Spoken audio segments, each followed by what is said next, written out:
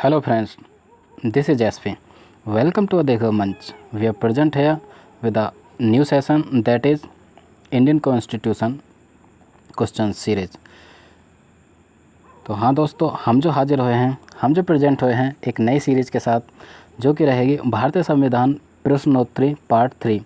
तो फ्रेंड्स, इस सीरीज़ में यानी कि भारतीय संविधान से संबंधित 100 महत्वपूर्ण क्वेश्चन हम डिस्कस करने वाले हैं इस सीरीज़ में। आज जो हम डिस्कस करेंगे यानी कि ये पार्ट 3 रहेगा, इसमें हम 10 क्वेश्चन डिस्कस करेंगे। तो आइए शुरू करते हैं ये सीरीज़। तो फ्रेंड्स, पहला प्रश्न ये रहा, लोकसभा द्वारा पारित कोई धन विधेयक कितने समय तक के लिए राज्यसभा द्वारा लंबित रखा जा सकता है?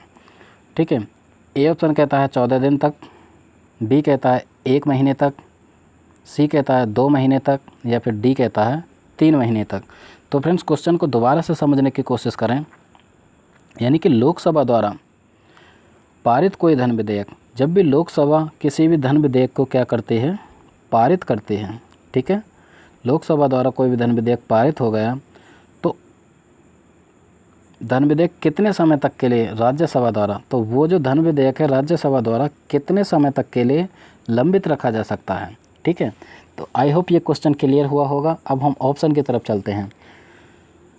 14 दिन के लिए, 1 महीने के लिए, 2 महीने के लिए, या फिर 3 महीने के लिए। तो फ्रेंड्स, यहाँ पे जो करेक्ट ऑप्शन रहेगा, बिल्कुल करेक्ट ऑप्शन की यदि हम बात करते हैं तो करेक्ट ऑप्शन रहेगा यानी कि ए।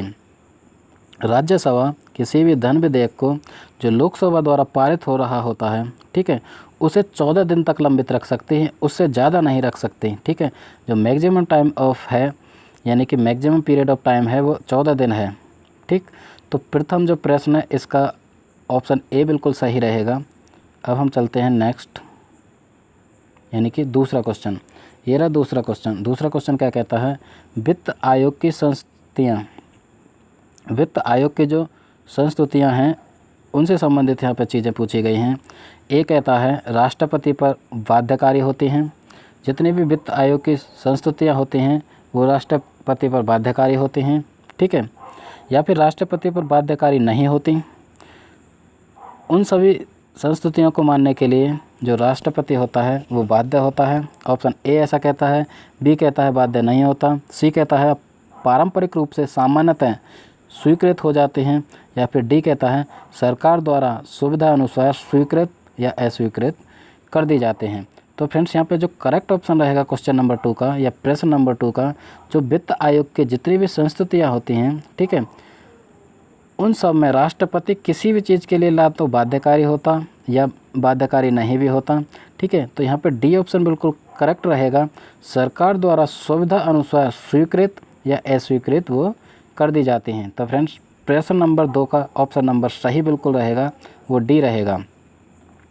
अब हम चलते हैं next question number 3। Question number 3 क्या कहता है, संविधान के पुनरीक्षण के हेतु गठित आयोग के सभापति के पद पर निम्नलिखित में से किसकी नियुक्ति की गई थी? ठीक है, क्वेश्चन को दोबारा से समझ लीजिए। संविधान का जो पुनरीक्षण हुआ उसके पद हेतु जो एक आयोग गठित हुआ था, उसमें जो सभापति हैं उसके लिए किसकी नियुक्ति हुई थी? ठीक है, ये रहा क्वेश्चन नंबर 3। तो क्वेश्चन नंबर 3 यानी कि न्यायमूर्ति YV चंद्रचूड़, या फिर न्यायमूर्ति MN वेंकटचलैया, या फिर न्यायमूर्ति JS वर्मा, या फिर डी ऑप्शन कहता है कि न्यायमूर्ति फातिमा बीवी। तो फ्रेंड्स, यानी कि किसकी नियुक्ति हुई थी संविधान के पुनरीक्षण हेतु जो आयोग गठित हुआ था? ठीक है, सभापति के लिए किसकी नियुक्ति हुई थी? न्यायमूर्ति YV चंद्रचूड़, या फिर न्यायमूर्ति MN वेंकटचलैया, या फिर न्यायमूर्ति JS वर्मा। डी ऑप्शन न्यायमूर्ति फातिमा बीवी। तो फ्रेंड्स, यहाँ पे जो करेक्ट ऑप्शन रहेगा बी ऑप्शन बिल्कुल करेक्ट रहेगा। न्यायमूर्ति MN वेंकटचलैया की जो नियुक्ति हुई थी वो सभापति के लिए नियुक्ति हुई थी, जिसमें संविधान के पुनरीक्षण हेतु जो आयोग गठित हुआ था उसमें जो सभापति बनाए गए थे वो न्यायमूर्ति MN वेंकटचलैया को बनाया गया था। तो फ्रेंड्स, क्वेश्चन नंबर 3 की यदि हम बात करते हैं, ऑप्शन बी बिल्कुल करेक्ट होता है। फ्रेंड्स, यहाँ पे एक और चीज़ मैं बताना चाहूँगा। बेसिकली ये जो हम सीरीज़ कंटिन्यू किए हुए हैं, यानी कि इसमें दिल्ली पुलिस कांस्टेबल, स्पेशली ये जो सीरीज़ है स्पेशली इस सीरीज़ की यदि हम बात करते हैं तो दिल्ली पुलिस कांस्टेबल के लिए सीरीज़ हमने चला रखी है, ठीक है। इसके साथ साथ जहाँ कहीं भी संविधान या पॉलिटी पूछी जाती है, भारतीय राज्य व्यवस्था, उस में भी ये क्वेश्चन आपको हेल्प करेंगे, ठीक है।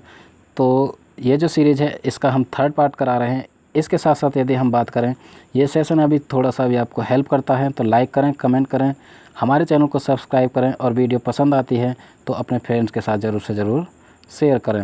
और अभी तक आपने हमारे चैनल को सब्सक्राइब नहीं किया तो सब्सक्राइब करके देखें कि दिल्ली पुलिस से संबंधित हम बहुत सारी चीज़ें करा रहे हैं, जिसमें हम कंप्यूटर भी करा रहे हैं, ठीक है।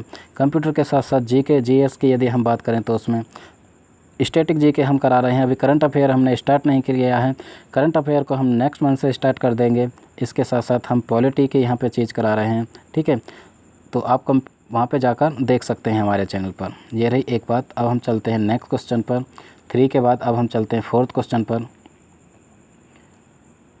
तो फ्रेंड्स, यानी कि भारतीय संविधान प्रश्नोत्तरी पार्ट 3 का ये रहा क्वेश्चन नंबर 4th। निम्नलिखित में से किसकी नियुक्ति राष्ट्रपति द्वारा नहीं की जाती?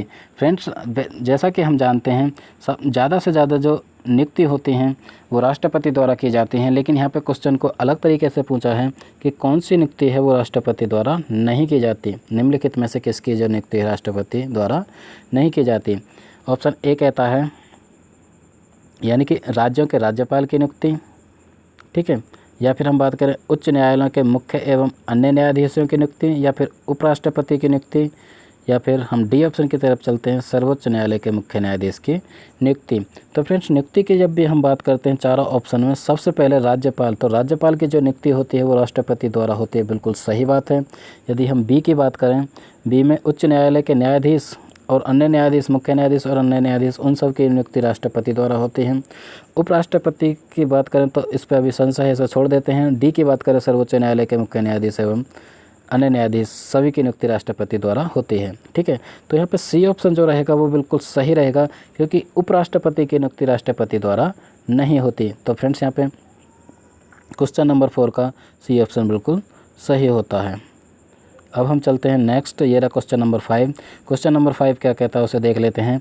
राष्ट्रपति द्वारा राष्ट्र आपात स्थिति की घोषणा किए जाने के बाद किस अवधि तक उसका अनुमोदन संसद के प्रत्येक सदन द्वारा हो जाना चाहिए? तो फ्रेंड्स, यहाँ पे यानी कि राष्ट्रपति द्वारा जब भी राष्ट्र आपात की घोषणा की जाती है, ठीक है, तो फ्रेंड्स यहाँ पे राष्ट्रपति की शक्तियाँ होती हैं।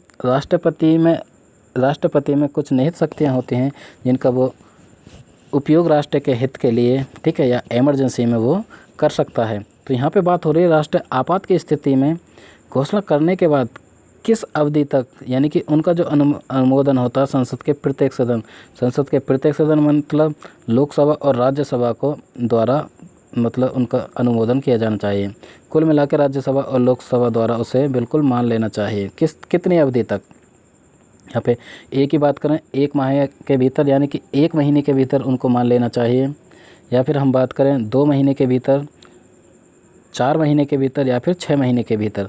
तो फ्रेंड्स, राष्ट्रपति जब भी राष्ट्र आपातकाल लगाता है तो संसद के प्रत्येक सदन यानी कि राज्यसभा और लोकसभा द्वारा उसका अनुमोदन, ठीक है, कम से कम यानी कि 1 महीने के भीतर ही बिल्कुल मान लेना चाहिए। तो क्वेश्चन नंबर 5 का ए ऑप्शन बिल्कुल सही रहेगा। अब हम चलते हैं नेक्स्ट क्वेश्चन नंबर 5 के बाद क्वेश्चन नंबर 6। क्वेश्चन नंबर 6 कहता है भारतवर्ष के लिए एक संघीय ढांचे को सर्वप्रथम किस अधिनियम द्वारा प्रस्तुत किया गया? क्योंकि जब भी हम भारतवर्ष, स्वतंत्र भारत की बात करते हैं, लोकतांत्रिक भारत की बात करते हैं, तो ये एक संघीय ढांचा है। इसमें बहुत सारे संघ हैं, यानी कि संघों का एक समूह है। भारत जो देश है हमारा एक संघों का समूह है, ठीक है, यानी कि राज्यों का एक समूह है, या ये कहें कि भारत एक राज्य है, ठीक है। तो संघ माना है भारत को। तो यहाँ पे हम बात कर लेते हैं संघीय ढांचे के जो सर्वप्रथम अधिनियम है किस में प्रस्तुत किया गया, किस अधिनियम के द्वारा? तो 1909 के अधिनियम के द्वारा, ठीक है, या फिर 1919 के अधिनियम के द्वारा, या फिर 1935 के अधिनियम के द्वारा, या फिर 1947 के अधिनियम द्वारा। तो फ्रेंड्स, भारत एक संघीय ढांचा है, या फिर भारत के संघीय ढांचे की जो परिकल्पना प्रस्तुत की वो अधिनियम जो था वो था, यानी कि सी ऑप्शन बिल्कुल करेक्ट रहेगा। 1935 का जो अधिनियम है उसमें ये कहा गया, ठीक है, कि भारतवर्ष जो है एक संघीय ढांचे है, भारत एक संघीय ढांचा है। ठीक, तो प्रश्न नंबर 6 का सी ऑप्शन बिल्कुल सही होता है। अब हम चलते हैं नेक्स्ट। ये रहा क्वेश्चन नंबर 7। भारतीय संविधान के निर्माताओं के मन तथा आदर्श की झलक मिलती है। मन तथा आदर्श मतलब उनके विवेक की झलक किस में मिलती है? उसमें उनके आदर्श और मन की झलक किस में? यानी कि प्रस्तावना में, मूल अधिकारों में, राज्य के प्रति, राज्य के नीति निर्देशक तत्वों में, या फिर स्वतंत्र न्यायपालिका में। तो फ्रेंड्स यहाँ पे हम जो बात करेंगे तो भारत के जो राष्ट्र निर्माता रहे हैं, ठीक है, जिन्होंने भारत के संविधान का निर्माण किया है, उनके मन और आदर्श की जो झलक मिलती है वो उसकी प्रस्तावना, संविधान की जो प्रस्तावना है उसमें मिलती है। तो फ्रेंड्स यहाँ पे प्रश्न नंबर 7 का ए ऑप्शन बिल्कुल करेक्ट होता है। इसके बाद चलते हैं हम क्वेश्चन नंबर 8। ये रहा क्वेश्चन नंबर 8। क्वेश्चन नंबर 8 क्या कहता है? 73वें संविधान संशोधन के बाद निम्नलिखित में से वह पहला राज्य कौन सा था जिसमें पंचायती राज संस्थाओं के सीधे चुनाव किए गए? यानी कि फ्रेंड्स यहाँ पे बात जो हो रही है पंचायती राज की हो रही है, यानी कि पंचायती जो राज व्यवस्था है उसके सीधे सीधे चुनाव हुए थे। ठीक है, सर्वप्रथम पंचायती राज के जो संस्था है सीधे सीधे जो चुनाव हुए थे वो 73वें संविधान संशोधन के बाद हुए थे सर्वप्रथम। तो वो कौन से राज्य में हुए थे, यहाँ पे ये बात पूछी गई है। तो क्वेश्चन नंबर 8 जो कहता है यानी कि मध्य प्रदेश, ऑप्शन के अकॉर्डिंग यदि हम चलें तो मध्य प्रदेश, राजस्थान, महाराष्ट्र या फिर गुजरात। तो फ्रेंड्स यहाँ पे क्वेश्चन नंबर 8 का ए ऑप्शन बिल्कुल करेक्ट रहेगा। क्वेश्चन नंबर 8 का ऑप्शन रहेगा यानी कि मध्य प्रदेश। तो मध्य प्रदेश में सर्वप्रथम 73वें संविधान संशोधन के बाद पंचायती राज संस्थाओं के सीधे चुनाव कराए गए थे। अब हम चलते हैं नेक्स्ट। ये रहा क्वेश्चन नंबर 9। फ्रेंड्स हम जो करा रहे हैं भारतीय संविधान प्रश्नोत्तरी 100 महत्वपूर्ण प्रश्नों की एक श्रृंखला, जिसका आज जो हम करा रहे हैं वो पार्ट 3 करा रहे हैं। आई होप ये क्वेश्चन आपको हेल्प करेंगे। यदि थोड़ी सी हेल्प करते हैं तो मैं लाइक करें, इस क्लास को लाइक करें, क्वेश्चन सीरीज़ को लाइक करें, कमेंट के थ्रू बताएं और अपनी कोई भी क्वेरी हो उसे ज़रूर पूछें। Question number 9। लोकसभा का 5 वर्ष का सामान्य कार्यकाल समाप्त होने से पहले इसे कौन भंग कर सकता है? कुल मिला के क्वेश्चन में सीधी बात पूछी गई है कि लोकसभा को कौन भंग कर सकता है, मतलब लोकसभा भंग करने का अधिकार किसको है 5 वर्ष का सामान्य काल समाप्त होने के बाद। ठीक है, तो ये तो सिर्फ क्वेश्चन की लैंग्वेज घुमाने की बात की गई है कि लोकसभा को जो भंग करने का अधिकार है वो किसको है, यानी कि प्रधानमंत्री को, राष्ट्रपति स्वतः, या फिर हम बात करें राष्ट्रपति प्रधानमंत्री की सिफारिश पर, या फिर लास्ट राष्ट्रपति अध्यक्ष की सिफारिश पर। तो फ्रेंड्स यानी कि लोकसभा को जो भंग कर सकता है वो सिर्फ राष्ट्रपति ही कर सकता है। तो यहाँ पे बी ऑप्शन बिल्कुल करेक्ट रहेगा। अब हम चलते हैं नेक्स्ट। इस सीरीज़ का ये लास्ट क्वेश्चन रहेगा यानी कि 10वां प्रश्न। फ्रेंड्स संविधान प्रश्नोत्तरी यानी कि 100 प्रश्नों की श्रृंखला हम डिस्कस जो कर रहे हैं भारतीय संविधान से संबंधित, उसमें 10-10 क्वेश्चन अब हम डिस्कस कर रहे हैं, क्योंकि इन क्वेश्चन से आपको हेल्प मिले और 10-10 क्वेश्चंस को आप अच्छी तरह से भली बात समझ सकें और उनको याद कर सकें। तो ये रहा लास्ट क्वेश्चन। संघ लोक सेवा आयोग के कार्यों का उल्लेख संविधान के किस अनुच्छेद के अंतर्गत है? संघ लोक सेवा आयोग यानी कि यूपीएससी के यदि हम बात करते हैं, यूनियन पब्लिक सर्विस कमीशन। ठीक है, तो फ्रेंड्स यानी कि यूपीएससी के 2019 के जो रिज़ल्ट आ गए हैं उसमें बहुत सारे आईएएस रैंकर टॉपर रहे हैं। ठीक है, तो उसमें जो प्रदीप सिंह हैं उन्होंने टॉप किया है, यार ऑल इंडिया टॉपर रहे हैं वो यूपीएससी के। ये एक बात तो एक्स्ट्रा नॉलेज मैंने दे दी, क्योंकि करंट अफेयर में क्वेश्चन है, ये पूछा जा सकता है। तो संघ लोक सेवा आयोग के कार्यों का उल्लेख संविधान के किस अनुच्छेद के अंतर्गत है?